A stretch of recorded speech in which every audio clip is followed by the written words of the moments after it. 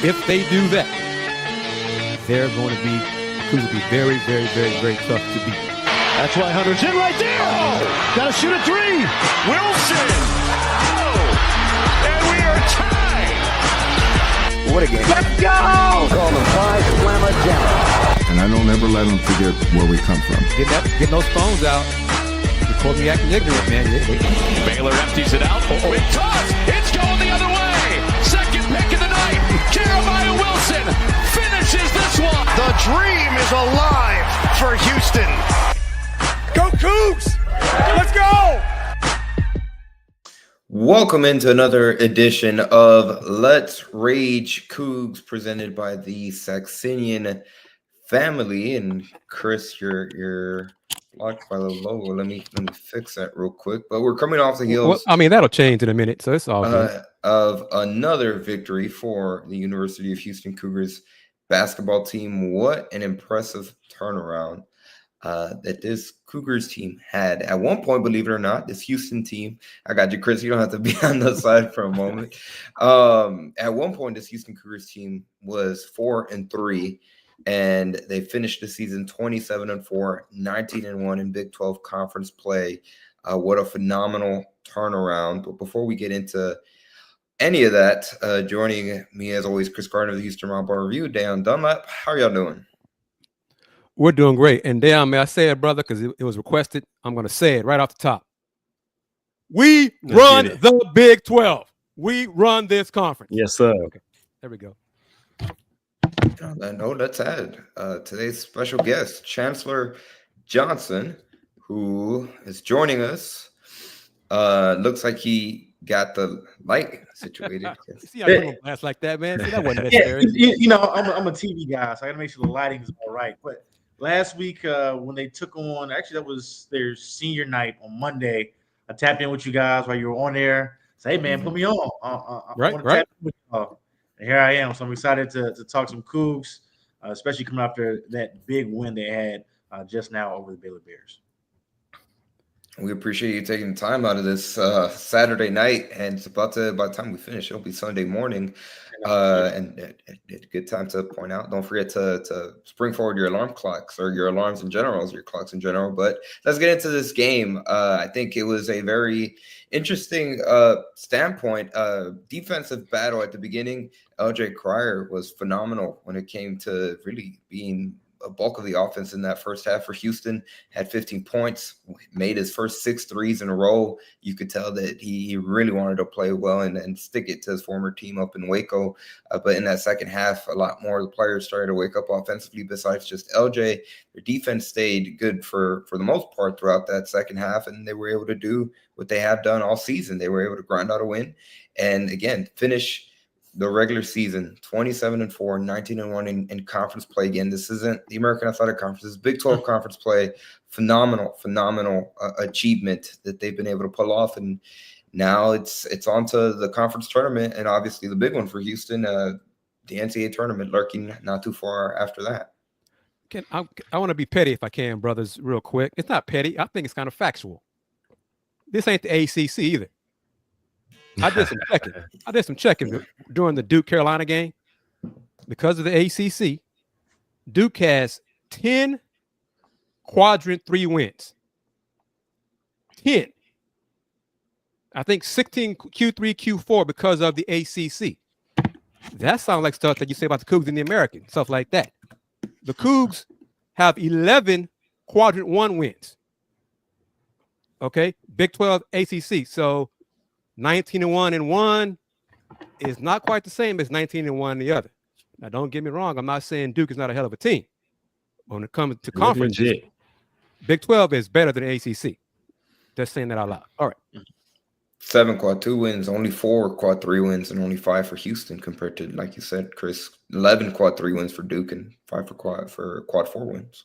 Because I want to jump off. Go ahead, because I got more to say about this. I want to jump off with a question for our guest, Chancellor. Covering the Houston as you have, what's impressed you the most over these first 2 seasons of Houston in the Big 12 dominating the way that they have? I mean, really just the simple fact that, as you just mentioned, they've been dominant, right? It's funny because Kelvin's never really talked about it, and I'm going to get him on the record soon. But Bob Huggins, the former coach of West Virginia, the offseason before they made the move to the Big 12, he was sitting down with the Field of 68, right? And Jeff Goodman says, hey, what's your message to the Houston Cougars as they get ready to transition from the AAC to the Big 12? And he goes, good luck, as if Houston wouldn't be able to survive.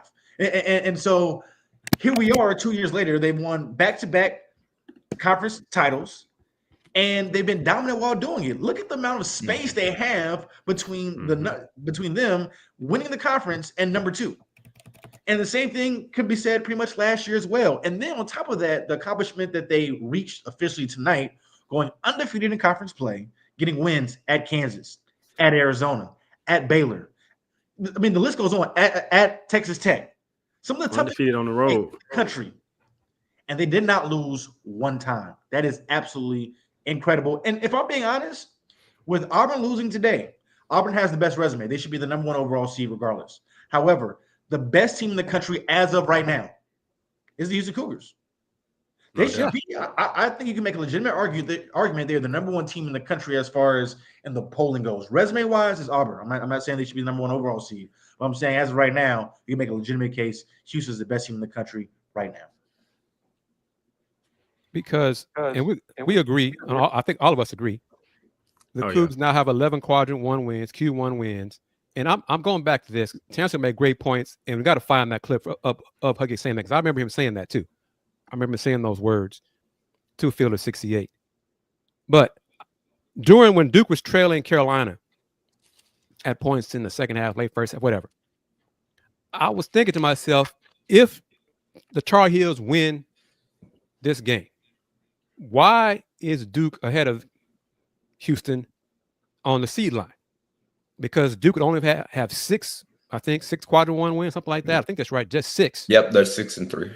6-3. It might be 7-3 a day. Not 7-3 tonight. After today over Carolina, the Cougs already had 10. And again, Duke is 16-0 in quad 3 and quad 4 combined. That's more than half their games is quad 3 and quad 4.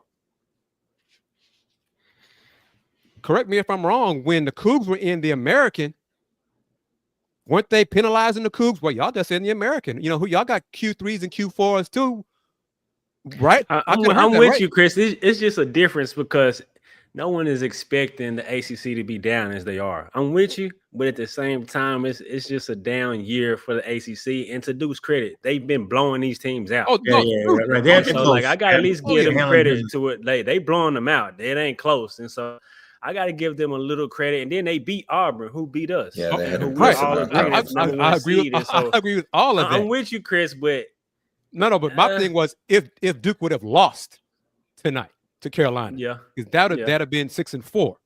That'd have been one more, but whatever. Duke's still a hell of a team. Yeah, they're playing great on both offense and defense. But I'm just saying, and hell, full disclosure, growing up, I was a Duke fan. Going way back, Johnny Dawkins, Grant Hill, fast forward, all that kind of stuff. I was a Duke fan. But I'm just saying the hypocrisy of it all. Because the ACC is down as the SEC just beat up on them in non-conference. Just beat them like a drum in the ACC. But Duke, Q3 and Q4 is most of their conference wins. No fault of theirs. It's just a down year for the conference. But when the Cougs did it, you would hear way more national pundits talking about, who do they play in the conference? Well, look what conference they're in. No. It's different. I don't really know much about that quad 3 stuff because quad 3s is different for Houston because we was beating the Tulsas and the South Floridas of the world. So it's a whole difference. I'm with you though, but it's still a difference to me. But I'm with you about the numbers, quad 3, all that. And like I said, you, but it's a difference. Here are the rankings, and this is how bad the ACC is this year. Stanford 82 in the net, Florida State 89, Notre Dame 101, California 125, NC State 128, Syracuse 141. You got to put all that in context. Florida State Boston College 198, all of that. I don't know. Miami 227. You know what I'm saying? Miami's but it's context though. Florida State coach, he gone. Miami coach, it's context within all of that. I'm with you, Chris. It's cool all day, but I got to keep it 100. It ain't But the same. what context it ain't is it? The numbers are the numbers. I ain't numbers talking are about the no numbers. numbers. I'm just talking about what I'm seeing. Like you put them teams in the American, they're gonna compete. It's different. It's a different. I get what you're saying about the numbers, quad, and all that, but yeah. So Chris, your argument is that Houston should be the number 2 overall seed then, because they don't have a better resume than Auburn. No, hell no. And they lost the head-to-head. Right. They should, and in terms of travel and distance, they'd still be in the same regions. Houston would still be in Indianapolis, Duke would still be in Newark. But I'm just saying the national discussion. Everyone said Auburn is, and without question, they are the legit overall number 1 seed. I'm asking, why is there not a question about Houston as a number 2 seed? That's what I'm saying. Okay. You got an argument there. That's what I'm saying, because the Big 12, Andy said it, the Cougs, I think, had one Q3 or worse Big 12 opponent. Well, I'll tell you one thing. If they go into Kansas City and looking at their bracket, I think they'll have an opportunity, if I'm not mistaken, to take on potentially Iowa State again. That would be the semifinal, because Iowa State's like the 5. If they get through that, and then you probably want to take on, because you're going to get at least 2 more tournament teams, right? Whether it's BYU, Big 12 is just so loaded, right? Kansas, Arizona, BYU, Iowa State. I might be missing somebody, Baylor, right? So you're going to get a chance to rack up at least 2 more quad 1 wins. And if you can run the table and get a Big 12 tournament title to add on to your Big 12 regular season title, listen, and shoot. And at that point, if Auburn slips up, I know they lost the head-to-head, but if at that point, we might be looking at a number 1 overall seed type of resume. I have to see it, how it lines up against Auburn, because Auburn has been so darn good all year long. But if they run the table, and once again, they clip at least 2 more teams that are going to be in the NCAA tournament, they'd for sure be the hottest team in basketball at that point. You look at run the table on the road. And then once again, if Auburn slips up, that door could be open for the Houston Cougars. And, that's true. We'll talk about the game. It was, and I'll be honest with, first half, one of my best friends texted me. He commented that other than LJ Cryer, the rest of the players looked disinterested. And I told him back, hell, I'm disinterested in this game. I was just like, whatever. The Cougars are going to win this game some way, somehow. And they did. So I'm like, get to the tournament. This is 19-1, hell of an accomplishment. I don't think they would do it. They did it. I think this cements, regardless what they do next week in Kansas City, they are number 1 seed. I want to stay on that. I want to stay on that for a second, though, because you just said you felt like Houston was going to win this game some way, somehow. Yep. And to me, like that's absurd in the sense that, like, that's what Houston has done over the past 2 years to give you that type of confidence. That's not supposed to happen. Baylor is a really, really good team at home. And yet you feel like, they're about 7. Houston will come back. And what happens? They did. Yep. So I say that we need to be able to appreciate. Oh, no question. Yeah. What Houston has been able to accomplish to get to that point to where, once again, on the road against one of the best teams in the country, and you feel like they'll come back, and sure enough, they do just that. Sure, it's the same thing. It was on Monday when they beat Kansas again. They swept Kansas, and people were like, There wasn't a lot of hype that they just swept Kansas, which at the beginning of when they first were going to join the Big 12, you tell them they were going to do that, they would have been like, "Wait, you're sweeping Kansas?" They were the preseason number 1. Baylor. Yeah. And Coach Sampson and the staff made adjustments halftime. They attacked Baylor much more aggressively. To Deion, I'm sure Deion loved seeing Emmanuel Sharp attack the basket, finishing at the rim. He was much more aggressive in the second half. Juwan Roberts got going. He and Sharp combined for 20 points in the second half. So they made adjustments. LJ didn't have to carry the load in the second half.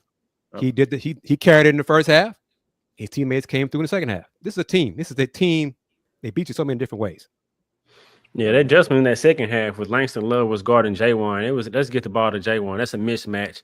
And Baylor made 3s in that first half. Langston Love, I believe he made 3 of them in that first half, and that was really helped them get to the lead. And so second half, I really was never worried watching this game, kind of like you said, Kris. I mean, to Houston's credit, because I just knew, okay, we're going to settle down, get a few stops in a row, and then just get somebody else going. Because it was really LJ and Milos in their first half. And Emmanuel started attacking downhill, made some plays. And then J1, they got the ball to him. He was able to exploit his mismatch. And so they was able really just to get some stops. And I know it's like that off the backboard three that Langston Love made.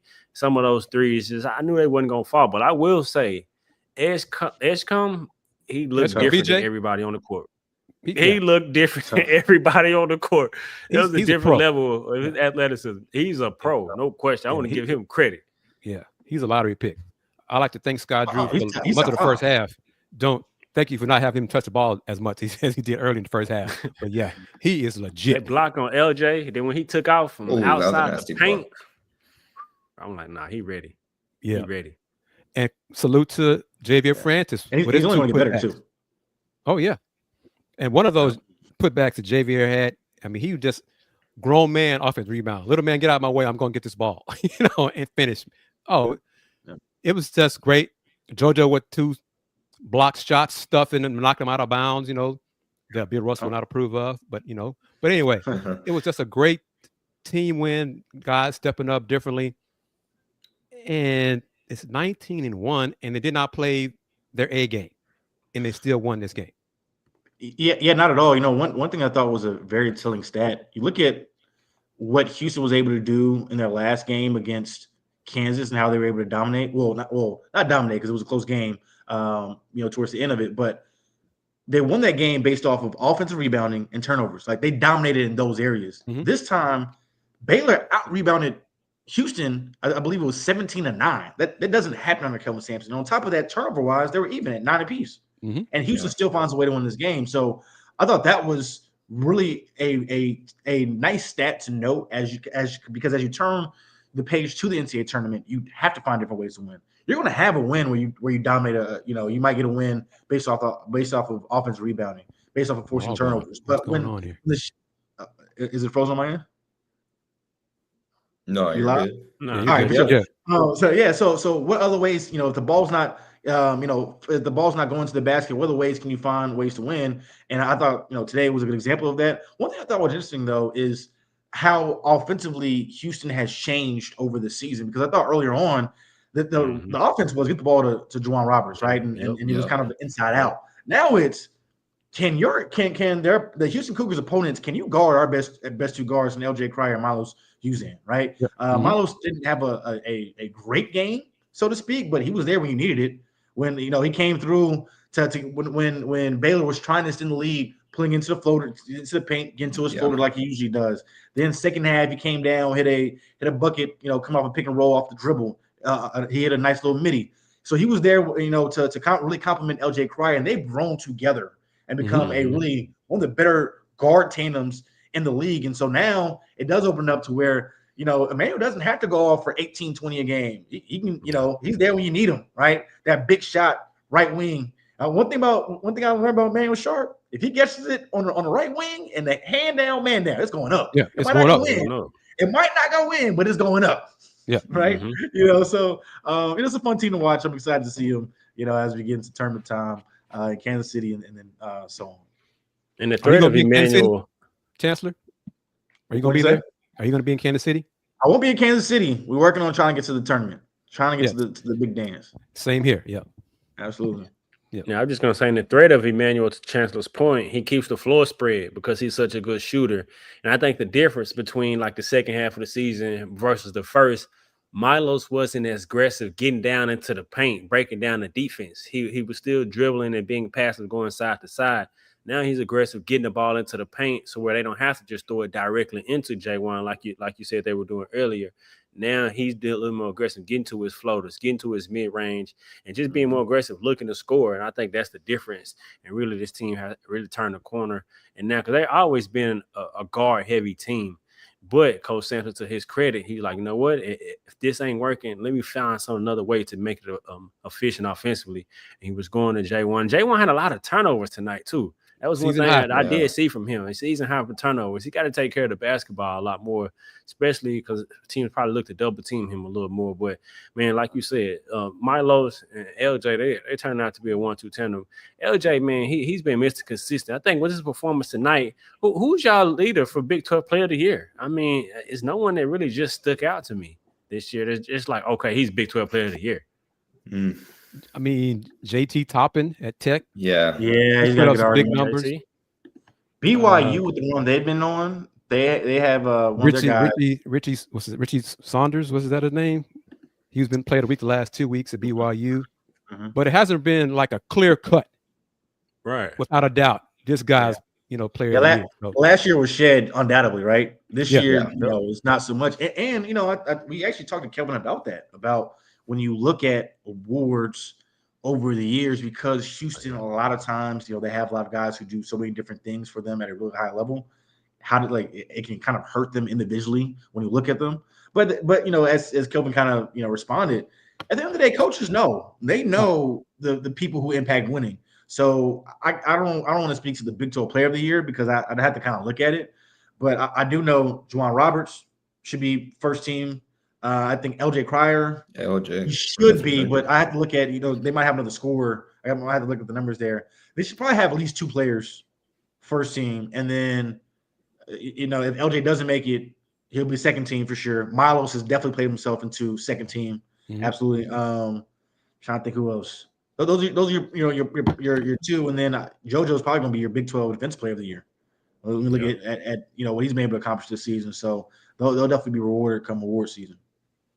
I saw Crabtree's comment about you could tell Coach Sampson mentioned it during his Zoom call with us about working on the traps and presses. I got it, Andy. It is work in progress, but you saw some of the fruits of that work. They made some adjustments on the inbounds, and you saw them, racing up the sideline and then attacking it. So there's still room for improvement. That's the great thing about this team. They're not etched in stone. They will continue to get better. And the 19-1 in Big 12 and 27-4 overall, but there's still room for improvement. That just blows my mind. Let's hold that thought real quick. I'd like to thank each and every single person that's taking their time out of this Saturday night. It's about to be Sunday morning for this edition of Let's Rage Coogs After Dark. But of course, we'd like to say thank you to today's sponsors on this edition of LRC, beginning with Steve Saxenian. This is Let's Rage Coogs presented by the Saxenian Family. So big thank you to Steve Saxenian for being a primary sponsor, not only of this episode, but he has been all season long and will continue to do so into the Big 12 tournament. Of course, we also like to say thank you to today's secondary sponsor, and that is Star Pizza with 3 locations throughout the Houston area. Star Pizza is your go-to stop before or after the game. Be sure to visit them online at starpizza.net and check them out on social media at Star Pizza HOU on X and Star Pizza Houston, Texas on Instagram. Curious to get your guys' thoughts on this comment from Mr. Big Texco. He says he didn't like the way that Houston was guarding Edgecombe one-on-one with Sharp. He said that Sharp got in foul trouble early, and like we alluded to, Edgecombe had a really good game. Credit some of it was just because Edgecombe is a really, really good player. But what are your guys' his thoughts on how they guarded? Who else was going to guard him? I thought it was great. Yeah. There was a couple times in the first half where LJ got switched on him. Yeah, I didn't like that. Yeah, but you know what? There was I remember early on, the first switch, it's easy bucket. And then after that, I think LJ settled down. And I remember looking up and he ended up getting 2 stops on him back to back. But I really feel like Edgecombe was at his best, of course, using his athleticism and transition. Outside of that, in the second half, especially down the stretch when they needed to get stops, they got back-to-back stops against them, right? And so they were able to close the door. That's something that I actually another thing that I've been thinking a lot about, right? When you look at the maturation of this Houston Cougar team, look at how they started the season, right? They were up against Auburn, and they weren't able to close the deal. They were up over Alabama and weren't able to finish that game. And look at how they've been able to shut the door over the past few games. Kansas, they were able to get it done. Baylor on the road, Texas Tech, Arizona, right, on the road. These hostile environments. And so they're able to do something now that they weren't able to do to begin the season, and against quality opponents, that matters, especially when you move on to these one and done situations when you get to the tournament time. And, that's what I like to see, to where I feel comfortable. I trust them, in these moments, because they've earned that and they proved that, especially over this past month and a half or so. I love this. This just came from the Big 12. Houston, who matched a conference record by winning the regular season title by 4 games. Crazy. Earned the top seed with a 19-1 record. Won about 4 games. Won the Big 12 by 4 games. That is impressive. Man, really should have won against Texas Tech at home.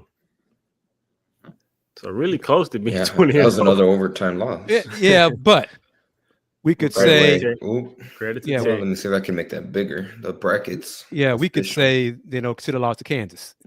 I mean, credit to Tech. So yeah. UCF was they got out there by the skin of their teeth too. Yeah. But we're talking about, and even with that, they won by 2 games. I mean, 17-3 who still won the conference. This is, as Chancellor said and tonight, and we want to remind everybody, do not take this for granted. Okay, this is a special team. Chancellor, I'll put it out there on Monday's show. If this team does not win the national championship, is this team, what do you say, down a bust, a fail? How'd you phrase it? What was it? I just said, for me personally, I won't celebrate anything but a national championship. Just for me personally, I think for me, unless they win a natty, I personally won't say it was a successful season. Just me personally.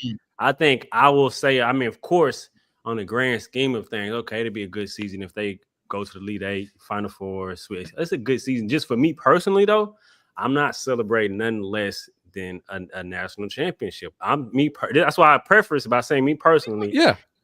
I'm tired. I expect Sweet 16s. I expect Elite 8s. That's the bar now.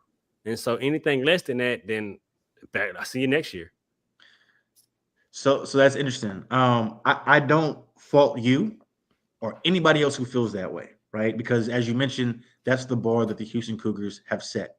However, listen, man, if you go 10-0 in the conference on the road, that's success in itself. Now, obviously, that's regular season. To me, how I look at things is there'll be a 1 seed.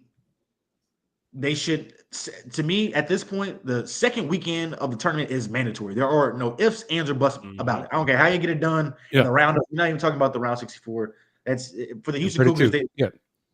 Cool. So when it gets around 32, I don't care how it happens, get it done, right? Sweet 16, you should, they obviously with being the 1 seed, it's tournament time. It's all about matchups, but they should win that game as well. But in general, whenever you get to the second weekend of the tournament, weird things happen. And so I take it case by case. If they get bounced in the Sweet 16 because of what we expect them to be and what they've shown this season, they should clear the Sweet 16, right? But once you get to Elite 8, man, sometimes it's weird. Somebody has some foul trouble. It's 1 game. It doesn't change the fact that that they once again they won the Big 12 regular season title by 4 games. It doesn't change that. You know what I mean? Right. If last week, always talk about it, we heard it on the broadcast today. If Jamal Shead doesn't twist his ankle, we think they could have lifted the title last year. So I don't want people to be down if they don't win the title because only 1 team does it. It doesn't change anything what they were able to accomplish. But once again, if to me though, the minimum should be Elite 8. Then after that, once again, I got to see how it works out. If they have a lucky draw to where maybe their opponent in Elite 8 is a team that they should beat, and they lose that game, that's disappointing. But if they play a team that's really, really good and matches up well against them, and they lose at the buzzer, I can't be mad at that. You know what I mean? Yeah. So I hear you though. I do hear you. Yeah, that's just the fan in me though. That's just the fan in me. But take the fan out of it. Okay, just the way that they had the Big 12 run and wherever they go. It's a good season, but the fan in me, I can't. I'm tired of celebrating anything. That's why I preface by saying that's just the fan in me, though. And the Cougs side of the bracket for the Big 12 tournament, TCU, let me Colorado 16 seed. Hopefully, it's bigger this time. Is that better to see? No. Not for my old eyes. No. I can see they take on looks like Colorado, the winner of Colorado TCU. Yeah. Take on West Virginia. West Virginia, yeah. Yeah, I didn't. I was listening off the Big 12 teams. I didn't even mention West Virginia. West Virginia should be in the tournament as well. Yeah, they showed it on. They're definitely going to get at least if they are to win the tournament, they're going to get 3 more tournament teams. Mm-hmm. So they play the winner of 8-9 most likely. I don't see Colorado beating TCU. So West Virginia, TCU, winner of that will face the Cougs on Thursday, and then most they're likely, on the same side with BYU and Iowa State in the 4-5 matchup. Either way, that'd be a hell of a semifinal game there. Houston versus BYU or Iowa State. That'd be something, especially Iowa State in Hilton South. So that would be something. And then on the other side, Texas Tech, Arizona. Kansas, I think this is interesting. Them beating Arizona today, and obviously how well they played Houston that Monday night. They might be catching lightning in the bottle or something. They might be a team you don't want to run into in the NCAA tournament. They seem to have sparked off that how well they played Houston after. I mean, the last times they played them. Kansas is playing better. Dickinson's playing better. They're a good team. They went through a rough patch. The home loss to Houston hurt them and rocked them for a couple of weeks. But they're a tournament team, and it's matchups, and one thing about the NCAA tournament, I've said it before on these LRCs, it's one and done, man. Kansas can get hot. They got a star college player in Hunter Dickinson. They got a hell of a defensive guard in DeJuan Harris. He can lock other teams' perimeter players up. Then the perimeter shooters, get hot. They can go on a run too. We're not expecting it to go on runs like Iowa State, Houston, or probably Texas Tech. But, Arizona, Caleb Love can get hot. Caleb Love can take the Wildcats far. This conference, it's the Big 12. This is it's a hell of a league. And yes, I know Colorado beat TCU today. That was today. Let's see them do it again on what is that, Wednesday. But this is the Big 12. There's no guarantees in Kansas City. But that's what we, as fans, wanted to see the Cougs be a part of when they joined the Big 12. Is tough matchups, night in, night out. That's why we are going to reiterate and repeat. The Houston Cougars men's basketball team finished the 20-game Big 12 regular season at 19-1. Absurd. In this hell of a conference. That is just ridiculously fantastic. That itself is a successful season, but I still can't celebrate nothing less than a natty. Yeah, Crabtree's comments. He has it in quotes, so he probably got it from somewhere. He says the Cougars have at least 27 wins for the 5th season in a row under head coach Kelvin Sampson. Then, of course, Jawan Roberts during this game accumulated over 1,000 career rebounds and 1,000 points, joining Elvin Hayes, Akeem Olajuwon, and Greg Anderson. Cadillac Anderson, yep. And kudos to Juwan for making those 2 free throws, too, to ice the game after that intentional foul that wasn't called an intentional foul. I agree. He didn't have the ball. He gets fouled. What the hell is that? Before the ball even got inbounded. Yeah, I mean, but whatever. He made the free throws, and good for him to ice the game like that. So, yep. This is another good comment, too. It's hard not to take the Dome for granted. Coach is close to 100. Coach gets a LeBron treatment. I think he disagreed with that. I don't know about that. Because what he means just in terms of expecting greatness. Yeah, people getting numb to success. Yeah, that's what he mean by that. If Houston is the best, no excuses besides injuries. Well, we almost had 2 of them today in the game. That was an ankle, and Emmanuel Sharp, like he was injured too. I mean it. Go ahead, Chancellor. I wonder how much Kelvin actually cares about the Big 12 tournament at this point, right? Like you have nothing to prove, and it's 3 games in 3 days. If you're Kelvin, you're looking at, once again, I want to be clear on this. Kelvin does walking in, like if we lace them up, they're going to go out there and compete. Right. But if they were to if they were to lose, I wonder if he'd be like, all right, cool. Yeah. Everybody healthy? Yeah. Hey, Juwan, you good? How's that ankle? Emmanuel? You know what I'm saying? Your shoulder good? All right, cool. We'll rest up. And now we have a week worth of time to get ready for what you hope is going to be a month's work of games. Yes. To get to San Antonio. I wonder how much he cares. And I'm not going to speak for him. None of us are. But that's where I am, Chancellor. I don't really care about the Big 12 tournament. I want to see some good games. But as long as the Cougs are healthy for the big dance, that's my focus. Whatever. Hey. And here's the thing, like when you were in the American, it mattered. The reason why it mattered is because you're always trying to prove yourself, right? You don't want to, you needed the semifinal and the final game to add to your resume, because those were probably the last quad one wins you want to get. Like if they lose Thursday, it just doesn't matter. Or is it Friday, whatever they play. It just doesn't matter. Yeah, it's still the one seed. Like you go in, you win the tournament, and you probably still end up being at worst the second seed. And JoJo twists his ankle. Now what? Knock on wood. Right. Now what? And just to say for what? You won the Big 12 regular season by 4 games. Nobody could beat you in their own building. Right? Like that, whatever happens in Kansas City is nice, right? I'd say one thing, you don't want to lose to Texas Tech, and you don't want to lose to who's the other team that split with them? Or no, they only lost one game. Texas Tech, they were saying like, toughest everybody team. was Iowa State. Iowa State's other team because they were injured.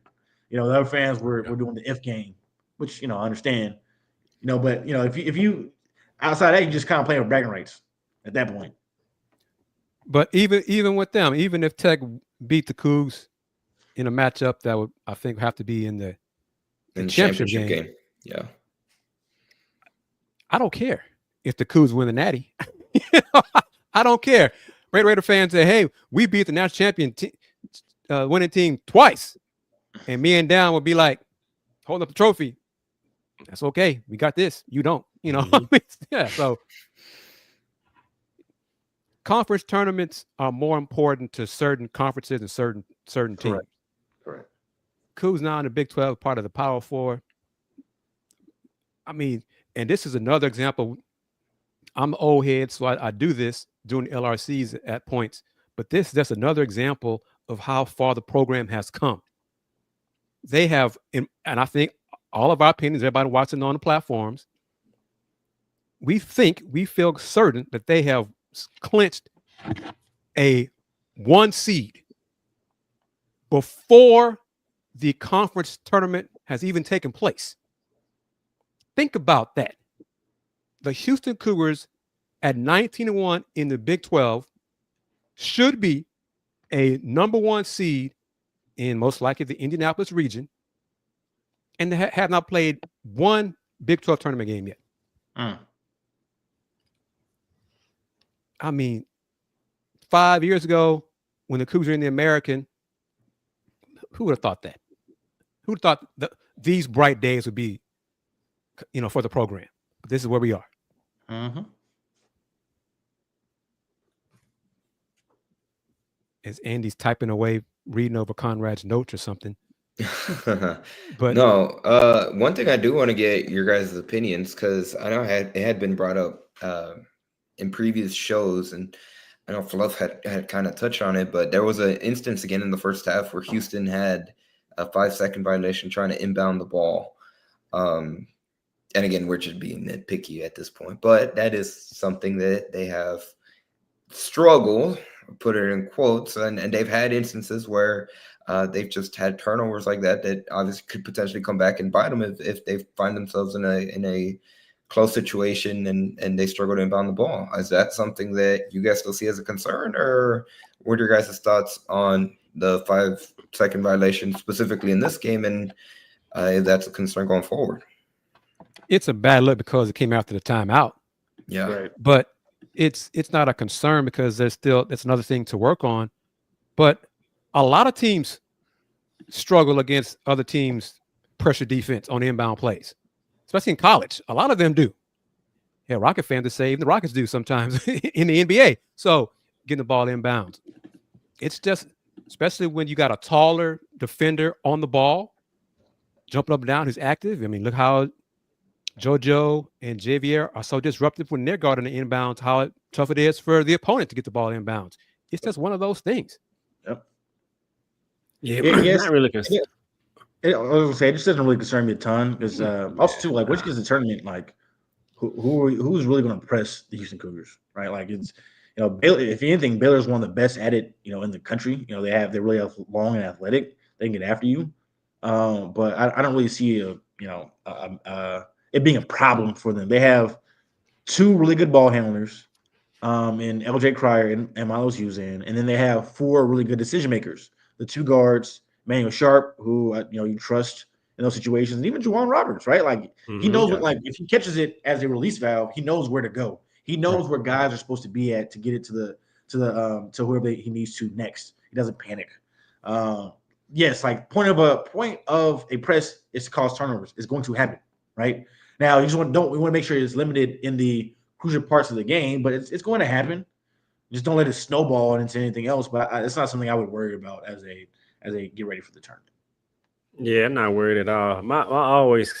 I say this season, my concern has been if we're struggling, who can settle us down and get a bucket? I think Milos has been proven that he can do that, and he's been doing it.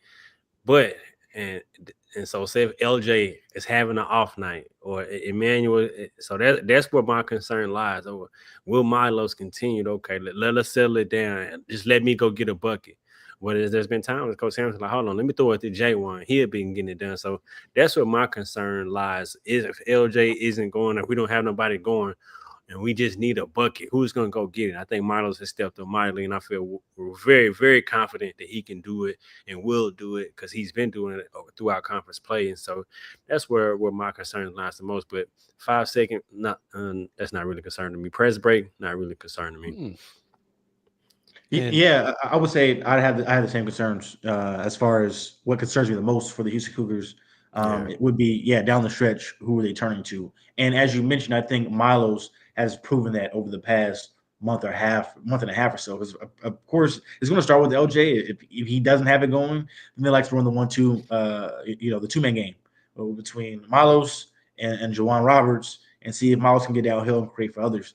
Because at that point, as you mentioned, right, like, it's going to start with LJ, and then it's going to go to Milos, and then to Juwan. After that, like, I don't know any team in the country that goes to the 4th or 5th option, right? You hope your guys that you expect to do the job. And after that, then if it comes down to it, Milos gets downhill, he can kick to Manuel Sharp. Sharp can knock down an open jumper, right? So everybody on the floor can be effective, but it's going to start with, hey, this is what we're going to run. And he did the same thing with Shed a lot last year, right? Like, I'll put the ball in your hands, and then you make the decision, right? So once again, you trust, if JoJo's out there, you can dump it to him, he's going to finish, or you can lob it to him, he's going to finish. Same thing with Emmanuel. Same thing with Terrence Arsenault if he's on the floor, right? If you kick it out to him, you expect for them to make it. So at the end of the day, what Sampson's going to do is if LJ has it going, they're going to run some pick and rolls, and if you go under, he's going to snipe you. You know what I mean? Or if you go over, he's going to find an open man, get downhill, get into your body, go with the runner. So they have options. Because at first that was a bigger concern for me, but right now with them being the hottest team in the country, it's not as much of a concern because those wins have come, especially late down the stretch. Yep. And this question, Chancellor, this not too complicated is our thought provoker, our pot stirrer with his questions. He comes up with these every show. How does JoJo make it back to Houston if he goes to the NBA Combine? I don't think he's not going to the league. He tested out. He's not ready yet. He's not. No. It doesn't matter about not being ready. He's not going. Okay, because guys go. There's a history of guys who've gone and who weren't ready, but I mean, other Cougars have gone to the Combine and come back. Jamal Shea did it. Yeah, Marcus Saxon did it. They go, get evaluated, get feedback, come back, work on that, and then they go to the pros. That's part of the process. And Coach Sampson encourages his players to get the feedback. JoJo, unless JoJo is told he's a lottery pick, which he won't be, not this season, not for this draft, he's coming back. Yeah, I think. I agree with everything you said. I think it's more or less hey, we're telling you what you need to work on. Let's go hear it from the scouts, and then come back, and we'll help you get better at it. Yeah. Because sometimes, I'm not saying it's JoJo, but there are some players who need to hear from an NBA scout or the NBA exec, and then they'll come back and say, "Damn, coach, you were right. Right. Yeah, I told you. yeah. And what's this one? I'll let you have it. What's the point of playing TA if he doesn't shoot? Not too long ago, he did shoot. I mean, yeah. It's recency bias, folks. Come on. Yeah, come on, man. He took one shot. Okay. And I think after he rolled his ankle or whatever, he probably was more worried about that than anything else. And he didn't play much after that. He came back in and checked in, did his part, and went back down. And then on top of that, like at this point, especially as of late, we talk about the evolution of this Houston Cougars offense. He's now turned into probably at best, the third option offensively, right?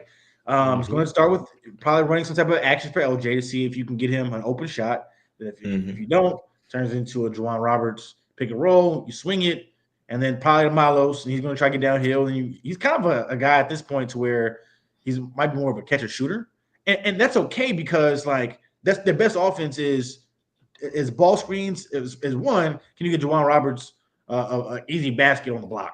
That's if we can get him in one-on-one coverage, he can turn over his right shoulder with his left. That's your best offense for these Cougars. Then it's LJ, then it's Milos. So the thing is, you don't need Terrence to give you 20, right? Same thing with Emmanuel. I actually thought Emmanuel would probably take more of a leap this year, but he's been steady when you need him. At this point, he's a great floor spacer, and he's bought into that role. Like it doesn't seem like he's hunting shots, and every now and then, like he loves on the right wing. If you hand down, he's gonna pull it. If not, he's gonna try to rip and try to go score, right? But one thing that has impressed me about Emmanuel is he settled down. He's guarding. That guy guards. Right, he guards. So, and if anything, I'm not saying he's going to the NBA, but like, his archetype is probably going to be a 3-and-D type of guy, anyways, right? So, like, it works. He puts his body on the line. Yeah, the first person on the floor. How many times does Emmanuel Sharp down on the ground? He gets hit in the face. He takes those elbows, and he gets after it defensively that way.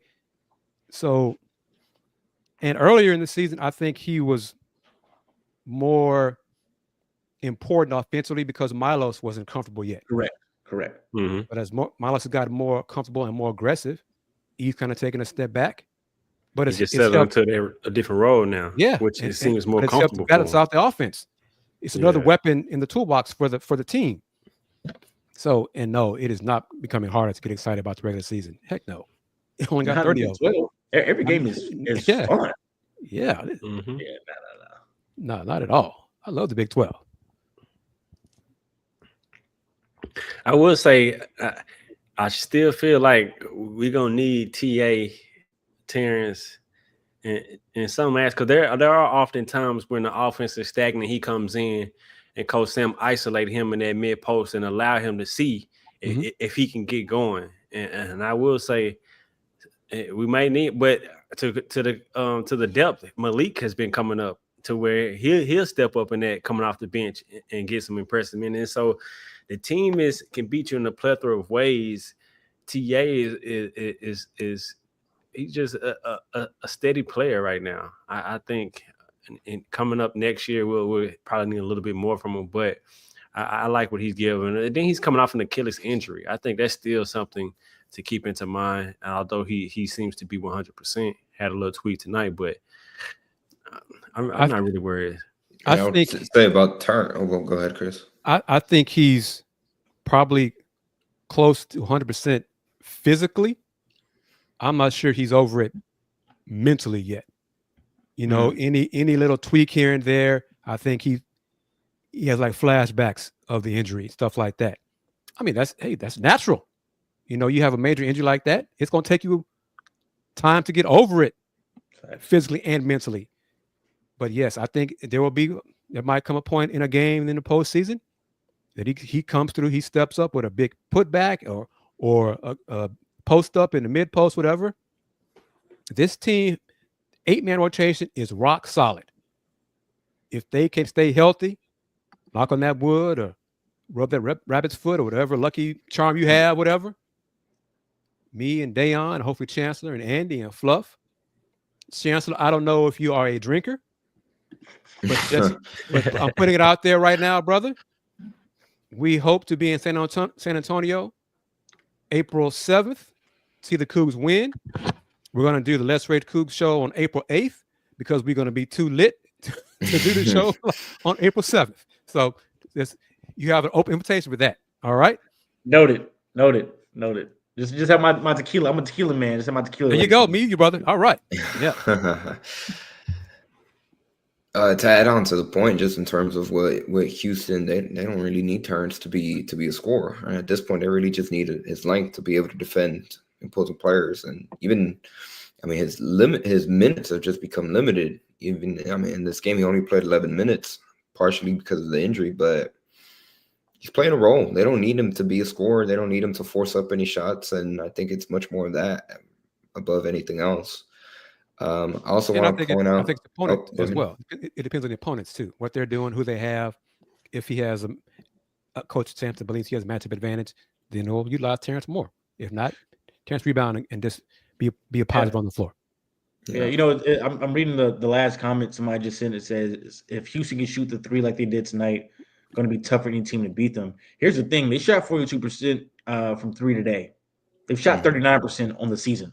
They're the third best shooting team in the country. So I remember the days where, like, you shoot even last year, like they were at 34%. Houston hasn't shot over 30 since 2020. They've only shot over 35% one time. This is the second year they've been able to do it, and now they're third in the country in shooting as far as 3-point field goals. And so this team can shoot it. As we see that, and part of that, once again, the development of Milos Uzan. Like, one thing about him that I feel like we don't talk enough about is like how he's like. Listen, Jamal Shead, obviously, as great as he was last year, national, like All-American type of guy. The one upgrade that you definitely have is his ability to shoot the ball. Between Milos and Jamal. That's the one category that I'd say Milos helps upgrade that backcourt in. And so now you have two of the best shooters in the conference, with LJ, one of the best shooters in the country. In that backcourt, you have Manuel Sharp, who can shoot it as well as LJ Cryer on any given night. Terrence can knock down a three. So you look up at the box score, and they're shooting 40%, knocking down 10 plus threes on top of the offensive rebound. Like, that stuff adds up. So that's why they can beat you in so many different ways. No, tonight they got a lot of open looks in that first half off offensive rebounds. They just didn't fall. So that's a great point, because last year you would prefer Jamal and let him shoot the three. Or Milos, you got to close him out on those catch and shoot opportunities. You got to, and I think that is the difference. 100%. That's a great point right there. We'll get to the question complicated in a second, but this is a good point. Emmanuel Sharp hit the boards, got 5 rebounds today.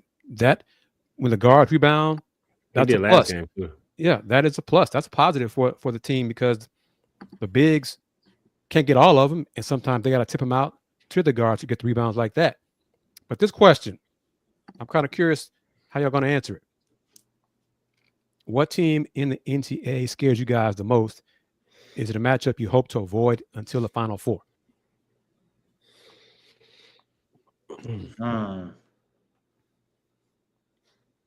Scares. I mean, listen, I'll tell you. For me, Auburn, but Auburn you wouldn't have to see into the Final Four, since they are 1 seed. After that, I have to see who's in their bracket. Let me pull up. Let me see who they could run into if they get A&M in their bracket, which I can definitely see. The committee doing something like that. Because one, they're so athletic, and the only team more physical than Houston might be A&M. Now they're very beatable. We've seen that, but they also have a guy in Wade Taylor IV who can get hot. Correct, and Wade Taylor could be the best player. Sure, he would be the most talented player on the floor. Period. So, but he was last year, and they were able to slow him down, especially in that first half. He got going in that second half. Of course, remember how that game kind of continued to go on. We got in overtime. Yeah. But that guy can heat up. And so if you run to A&M, I promise you, if you ask these Cougars coaches, they probably wouldn't want to see them, because they guard, they rebound. They're the number one offensive country. And on top of that, they would have the best player on the floor, talent wise. So if you can avoid A&M, I'd do it. Now, and once again, they're beatable. But as far as matchups, as they say, styles make fights. Right. That is that's a style that Houston probably would not like to see. I'm not afraid of this team, but I would like to see Houston how Duke and Houston match up because of Duke's one. They got the number one pick in the draft, but offensively, defensively, the length they have. I think that'd be a fun matchup. And hell, Duke beat the Cougs last year because Jamal Shea got injured, but that's part of basketball. I'd like to see that matchup. If it's in the Final Four, semifinal game, whatever, so what? If it's to win the Natty, so what? I just like see how the Cougs defend a future NBA number one overall draft pick. Yeah, I probably lean more towards A&M, but also I think Florida, because they got some guard that can really shoot it. One way to beat Houston, you got to really move the ball and shoot the ball. You're not, unless you got somebody like Wade Taylor who can get it off the dribble and create for himself. Other than that, it's going to be really hard. And so I agree. Probably A&M would probably be one of them top ones. I wouldn't say they're scary, but they. Yeah. What's interesting is UConn has been. I've seen them and as the 8 or 9 seed in their bracket, quite a bit. So potentially taking on the reigning, NCAA champs. Now they are having a down year. They're certainly beatable. They're flawed, but they have experience, right? And they're very talented. And Dan Hurley can coach his butt off. So that would be a very intriguing matchup, and I can definitely see. One thing that I do appreciate about March Madness is that the committee doesn't pretend like they don't do stuff amiss, right? Like they don't try to create storylines early on if they can. And they probably put Memphis in our bracket too, like that, to that point. Memphis was the 6th seed in their bracket for sure. So that's why I said A&M could be in there. They like to they can get matchups like that. There'll be a rematch from last year. 2 Texas teams, 2 teams that match up well, so they know what they're doing over there. So as far as creating, some potential good ones, so that'll be exciting to see. H-Town Big Dobbs, he brought this up. We talked about it earlier. Move on forward to the big dance. Juwan Roberts. This team goes as far as Juwan Roberts takes them. I don't agree. I think it depends on the matchup. If they have an edge in the post, they're gonna get it to Juwan. If not, it'll be somebody else to do it.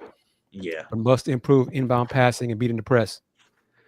They made improvements tonight. We saw adjustments. Well, it's now Saturday night against Baylor. So they'll continue to improve those things. And this is interesting. Which number 1 seed? Alabama, too. Thinking about that, Alabama's a tough team. They move the ball and they shoot the ball well.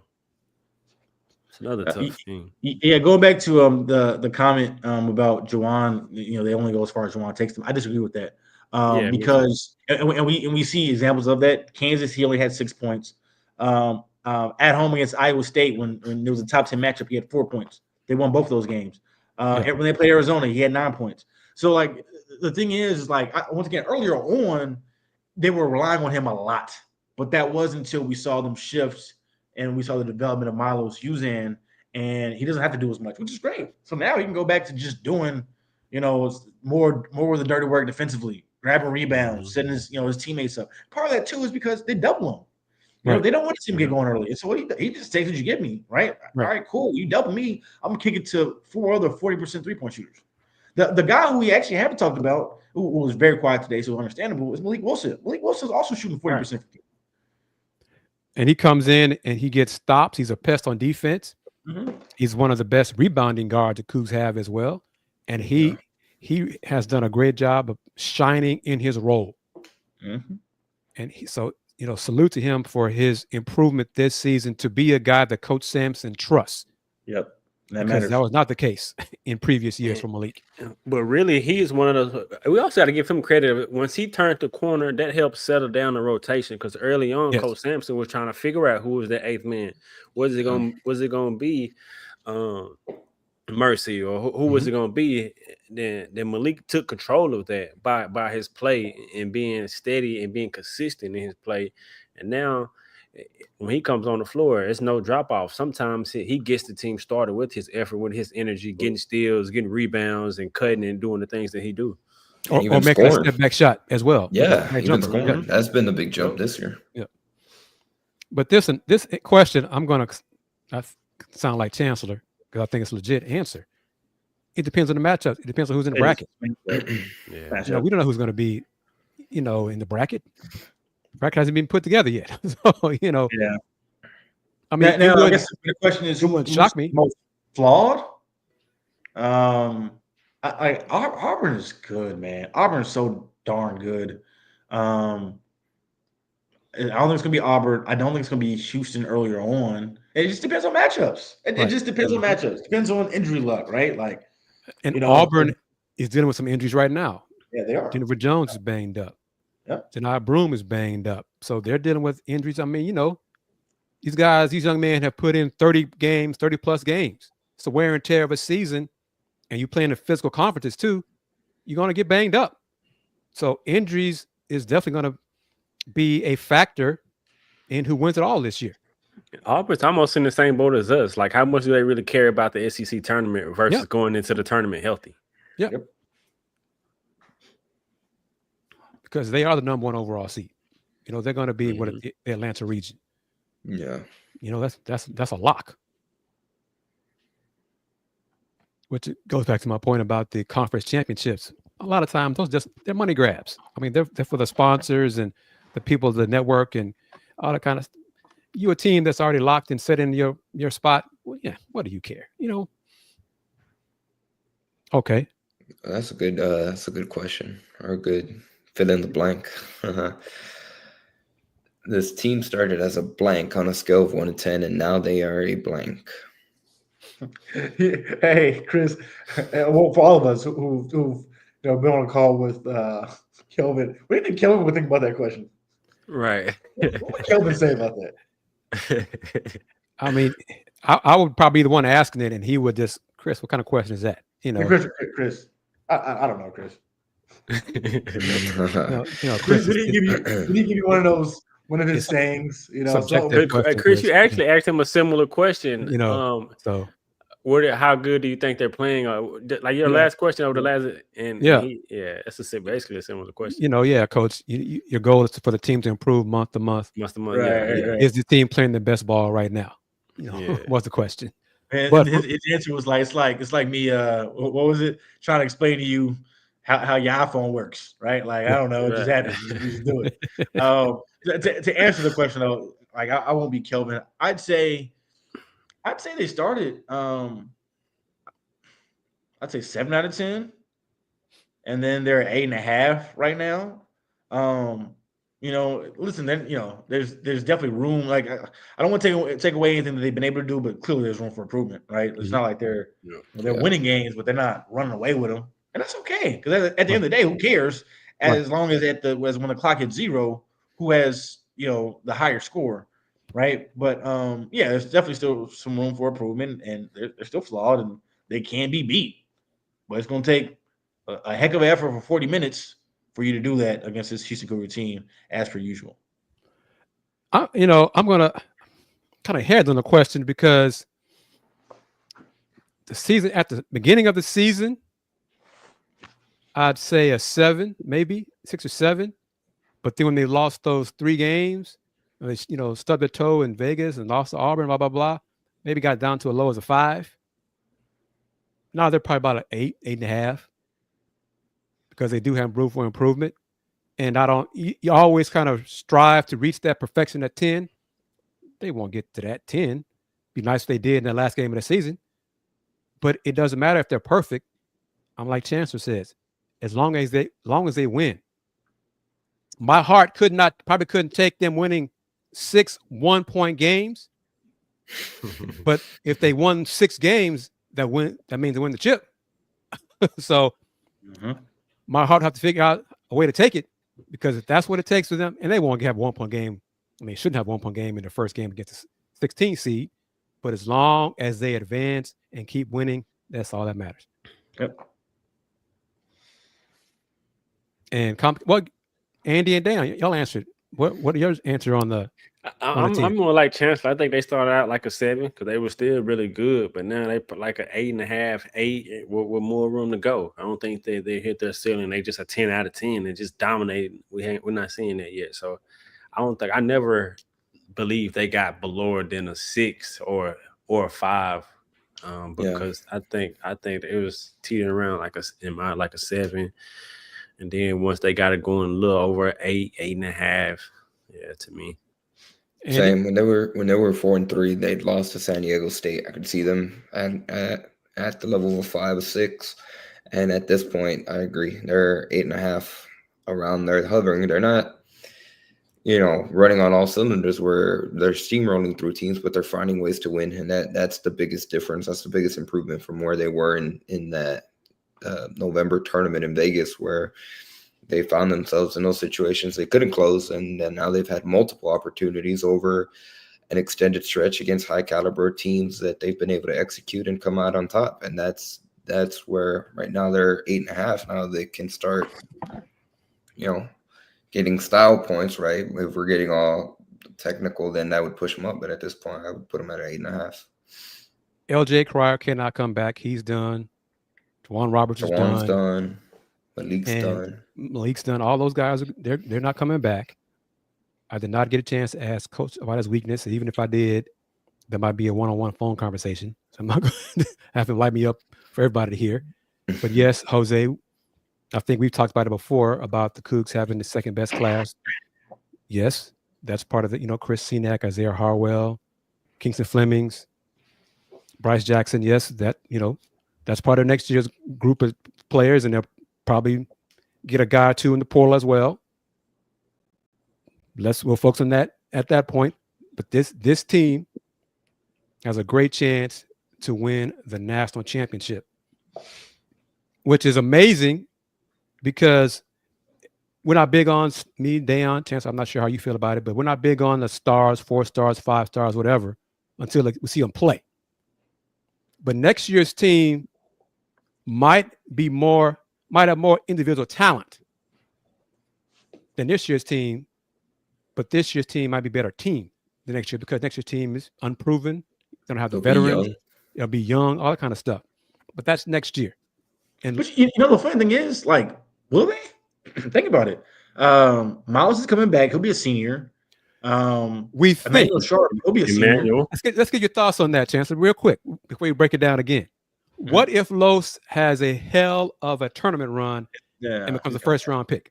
Here's the thing. Like, if the scouts are saying you'll be a first-round pick, then sure, right? Like, and then even if that is the case, they're going to go in the portal and they'll add another point guard. Yeah, right. They'll get another point guard. Kingston, I think I actually got a chance to check out Kingston when he was here in town earlier this week. I think he's going to be a really good player. He's going to be a very good player. But man, if I'm Kelvin, I would want to have Kingston learn from Los for you. Just give me a year. Yeah. Which obviously that's what we would get. Mm-hmm. And you know what I would do? I'd have them live in the same dorm. You want to follow Los everywhere you go, because Kingston is very talented. And I think if he stays, like, I don't think he's going to NBA. I don't think he's an NBA guy, one and done type of guy. Right. But I could definitely see, if he stays to his junior year, he should be one of the best players in the country. He has that type of talent. He would be the most athletic point guard they've had by far. Over the past few years. It's funny because one thing about his game, he kind of just like he glides when he's in transition, and then he's springy. Like he'll get up. He kind of just got this certain bounce about him that Shed didn't have, Los doesn't have, and that's okay. But he's super athletic. Kris Cenac, that's what's really interesting about this class is coming in. Like, you get all these 5 stars, but how do they fit in this system? Because in whatever system that Kelvin has them offensively in, because look at a couple years ago with Jared, Jarris Walker. Jarris came in as a 5-star, and he was a little bit of a slow burner, right? Mm-hmm. Like, he didn't really get a chance to show off, your 5-star type of talent every day, but he bought in, he guarded, and he turned into a 3-and-D type of guy, and he's trying to cut his way to getting consistent minutes in Indiana with that. But it's not like these 5 stars are going to come in and it's just it's not you have to fit in. And the thing is, they signed up for that, right? It's not like they're going to be bamboozled. They know what time it is. You know, Kelvin lets you know what time it is. And if Kelvin does it, the play on their court every single night tells you what time it is. When you go on your recruiting trip, and Milos or Emmanuel or Juwan is your host, they ain't gonna let you know. As a matter of fact, if you're not ready for it, they're gonna tell coach you're not ready for it. Right. Nah, he ain't your guy. He ain't gonna fit. They'll tell you that. Jamal Shead told me that when they were hosting guys. He's told me before. They've told coaches he ain't built for this. Right. So those guys, they signed up for it. Mm-hmm. And what would stop Los from getting drafted? We didn't say. I don't recommend any guy going if you're gonna be a second round pick. You have time to come back to college to be a first round pick. You're a first round pick. That's guaranteed money. That's different than being a second round pick in the 40s, 50s, whatever. Los right now, Los is not a first round pick. He's projected in the mid 40s. No, he can get NIL money to come back for that. So yeah, that's not going to be an issue unless he's a first round pick. That's different. And Chase McCarty, redshirted this year, is a very good shooter. Coach Sampson has said so. Hell, I think Coach said he's right up there with Emmanuel and LJ in terms of shooting. He's redshirting this year.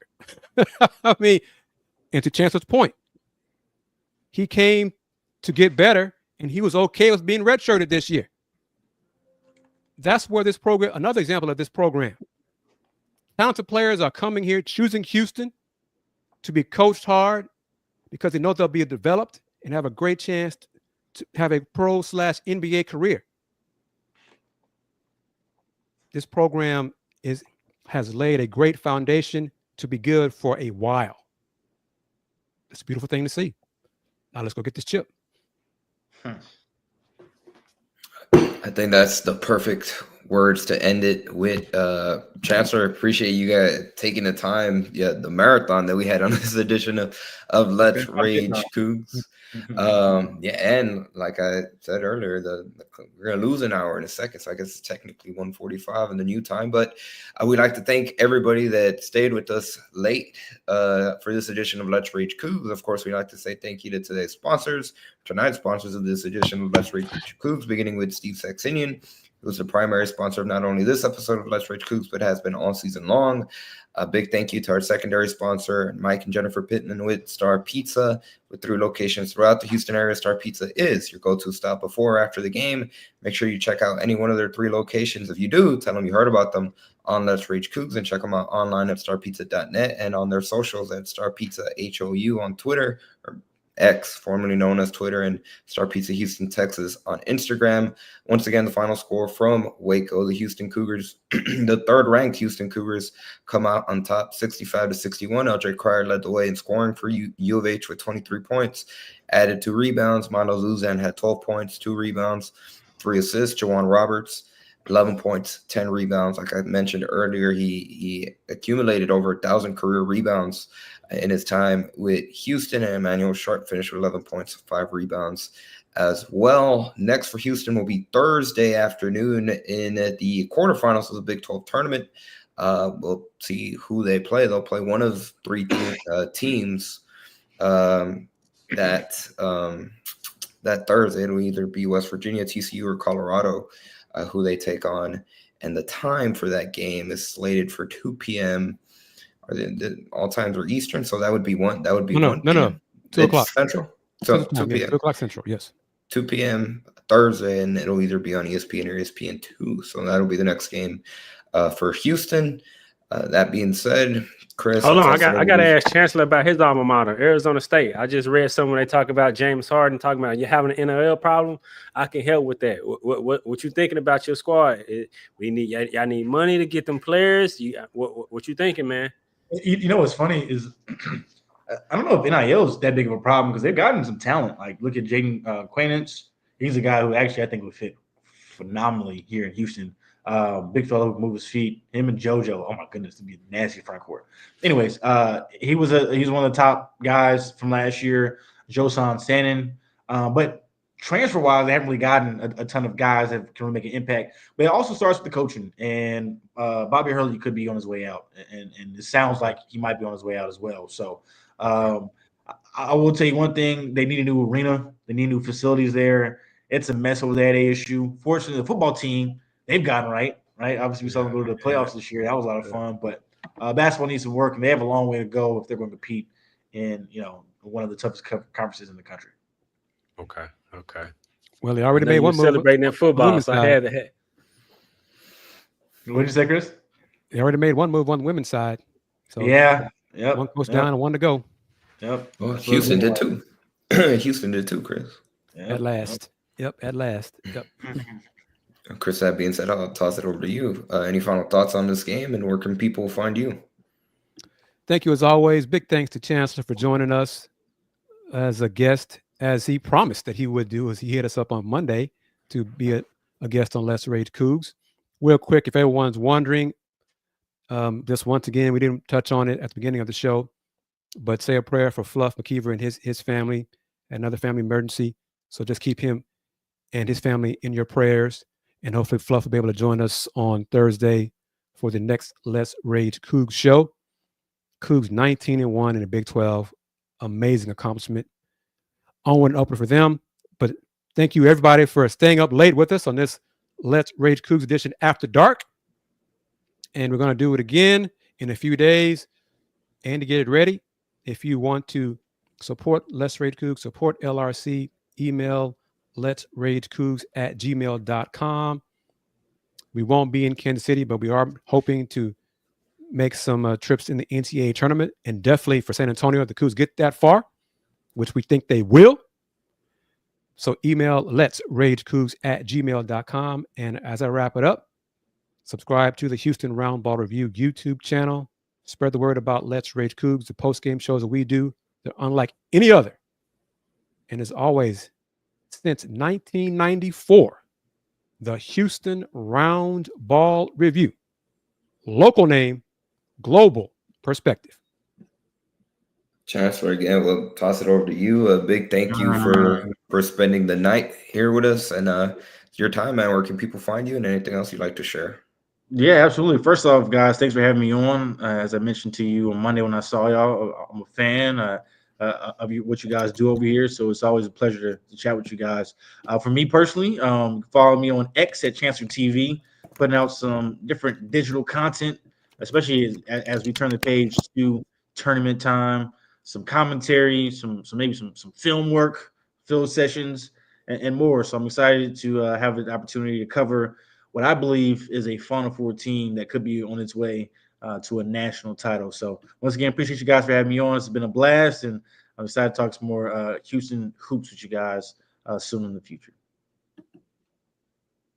What a year. Although I'm looking for a natty, it's been a great year. Dominate the Big 12. Big 12 run through us, undefeated on the road, 19-1 Big 12 record. Looking forward for this upcoming tournament run. Hopefully we get the triple crown, the regular season title, Big 12 tournament title, and then cap it off with a natty. And thank Chancellor again for joining us as well. And like Kris said, anyone looking to join us as far as more sponsorship, help us get out on the road, because this is an independently owned show. We are looking to expand as we continue to grow. Our numbers are growing by the show, growing as we continue to go. And so if you're looking to sponsor us, you see the email us at letsragecougs.com. Looking forward to Thursday and beyond. This is definitely March. It's March, and I'm looking for our Cougs to continue to go and cut those nets down so Coach Sam can go ahead and get his statue molded and get ready. And can't even show without saying go Cougs.